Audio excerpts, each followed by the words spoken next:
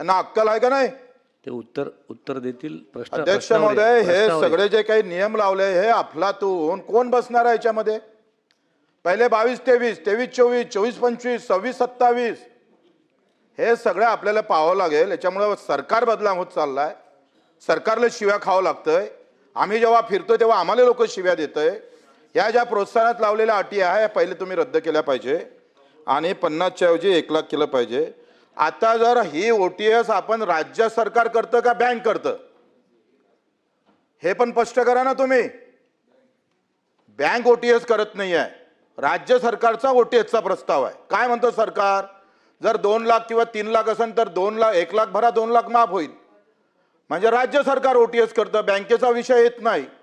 आणि याच्यामध्ये अधिक सांगतोय का, जसं आम्ही जिल्हा मध्यवर्ती बँकेचा आम्ही जे अध्यक्ष आहे मी त्याच्यात निर्णय घेतला का जे व्याज आहे ते आमची बँक माफ करणार आहे.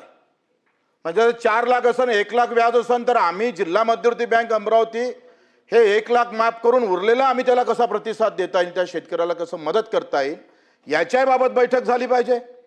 याच्या बाबत आपण चिंतन मंथन केलं पाहिजे. त्याबाबत आपण काय निर्णय घेणार ते आम्ही सांगितलं पाहिजे.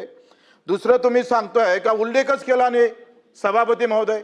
छत्रपती शिवाजी महाराज मधले पात्र त्याच्यातले प्रोत्साहन, तुमचे महात्मा ज्योतिबा फुले मधले पात्र त्याच्यातले प्रोत्साहन, हा 7-8 हजार कोटीचा बोजा उचलणार आहे का? देणार का नाही देणार?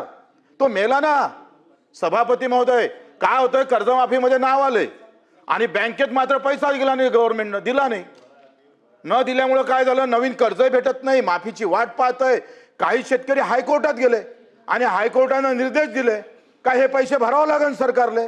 जर तो पात्र आहे तर आपल्याला द्यावं लागेल. सभापती महोदय, याबाबतही काही खुलासा होत नाही आहे. हा खुलासा केला पाहिजे आपण. हा खुलासा जर केला नाही, दुसरं तुम्ही काय म्हणताय, 2019चा जो महात्मा फुलेमध्ये जो काही लाभार्थी आहे ज्याला लाभ भेटला त्याला तुम्ही फक्त 50,000 देणार. सांगा, त्याच्यावर 3 लाख कर्ज आहे, 2 लाख कर्ज आहे, त्यानं 1.5 लाख भरावं 50,000 द्यावं म्हणजे बँकेची वसुली म्हणावं का याला? याबाबत निर्णय घ्यावा लागेल. एकतर का होतंय का या सगळ्या संदर्भात तुम्ही जे गुंतागुंतीचे मुद्दे वाढवले भारणे दादा, तुम्हाला माहित आहे का याच्यामुळे तुम्हाला आम्हाला कसं तोंड द्यावं लागतं हे पाहायला पाहिजे. आणि जर प्रशासकीय अधिकारी जर अशामुळे जर आपलं सरकार प्रशासकीय अधिकाऱ्यामुळे आपलं सरकार बदनाम होत असेल तर त्याच्यावर खरं तर आपण अपेक्षित उत्तर देणं गरजेचं आहे. जयस्वालजी, आम्ही काय सांगितलं होतं का पेरणी ते कापणी फळ उत्पादक तुम्ही जे उत्तर दिलं, तुम्ही सांगा आज पर्यावरण आणि विषमुक्त शेतीचा हा मोठा चॅलेंज आपल्याकडे आहे.